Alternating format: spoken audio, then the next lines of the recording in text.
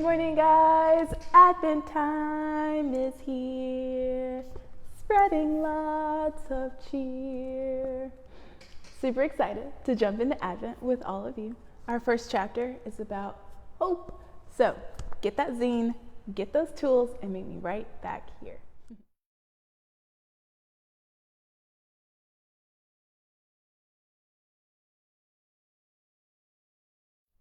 All right, guys, let's take a look at this visual. Whoa, first word. Look at this angel. Yeah, I guess an angel. It's got these wings back here. They're like purple. I love that his skin is green and he looks so happy. He's like, ah, just like angels do. And look at all this hair. It's like a huge afro, like mine. I wonder what he's saying. I wonder if he's saying something. Well, let's look at our verse for today, and maybe we can figure that out. So our verse comes from the book of Luke, chapter 1. It's verse 14, and it says, "And you will have joy and gladness, and many will rejoice at his birth, for he will be great before the Lord." What? Maybe that's what the angel is saying.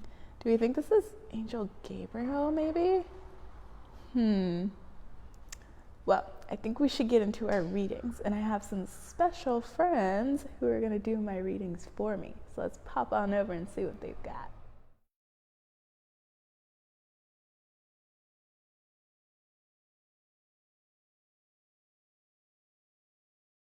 Hi guys, I'm Sophia. And I'm Gabby. And today we're going to be reading you Advent. But first, we have a little something to tell you about our costumes. Can you guess what they are? We're flamingos. Sophia's pink because she eats a lot of shrimp, and I'm blue because I eat blue raspberry airheads. So anyway, let's get into our story. We're going to be reading Hope. Okay, so Gabby, do you want to be the narrator, Elizabeth, and the angel Gabriel? And we can do the people together, and then I'll be Zachariah. Okay, ready?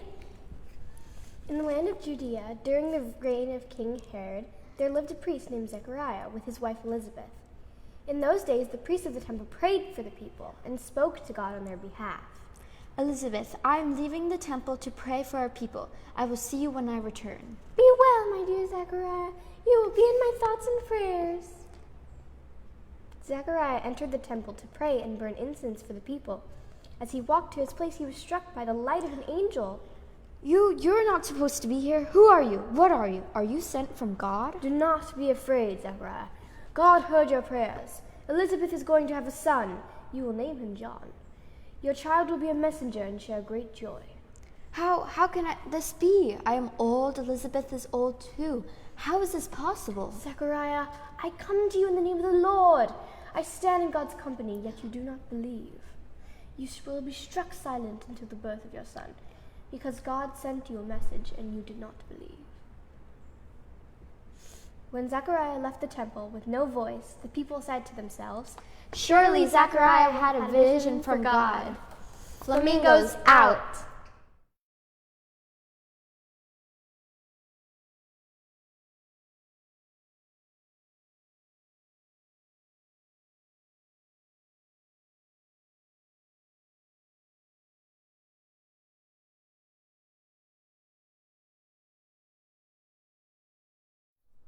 Whoa, guys, what a story. You know, Advent is all about waiting for this great light that's going to bring hope to everyone. And how does God send this hope to us? Well, he sends it in the most surprising of ways. Can you imagine how long Zechariah and Elizabeth had been hoping and praying for a child of their own? And in Advent, we can see where God brings hope where there is none. He's bringing life where there is none. Can we think of another story in the Bible where a mother hoped and prayed for a really long time for a child? Think back to the story of David and Goliath, right? There was a prophet, and his name was Samuel, and his mother's name was Hannah, and she had hoped and prayed for a really, really, really long time for a baby. And guess what? God gave her one, and she named him Samuel, and he went on to be a prophet that would eventually be in the line of David and Goliath happening, which is so cool. Guys, did you know that God's hope was predicted in the Hebrew text? God knows us and loves us the best. And so he knows that without him, we would have no light, we'd have no hope, and we'd have no life. So what does God do? He sends a messenger. And not just any messenger, he sends an angel. He sends angel Gabriel. Because this news is so important and so unbelievable that it needs an angel to be the messenger. It needs angel Gabriel to bring that message. You know, Angel Gabriel is one of the most famous angels in the Bible. And some say that he's a guardian angel. Now, I've got one big question for you guys. If an angel were to appear in your house right now, like right in front of you, what would your face look like? I want you to get out those tools and draw what your face would look like if an angel were to appear to you right now. I think my face would look a lot like this. Oh my gosh, there's an angel in front of me. Ah! But you know what he would say, right? Do not be afraid. So, if an angel appeared to you, what would your face look like?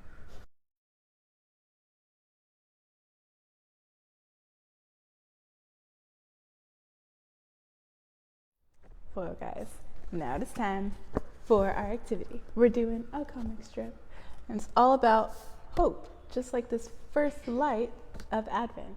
And our hope comes through these messages from God. And it's in the waiting for this great light. Remember, the great light is going to bring hope. So, I want you to retell the story. Get out all those tools and retell the story of the angel Gabriel coming and delivering this message. Use that imagination and have fun. Well, guys, what an awesome lesson we have had today. I'm super excited to get into the next one. But before we get there, let's say a little prayer. Dear Jesus, thank you for giving us hope and for being our light. In your name I pray. Amen. Well, guys, I'll catch you right back here next week for our second installment of Advent. I'll see you there. Bye.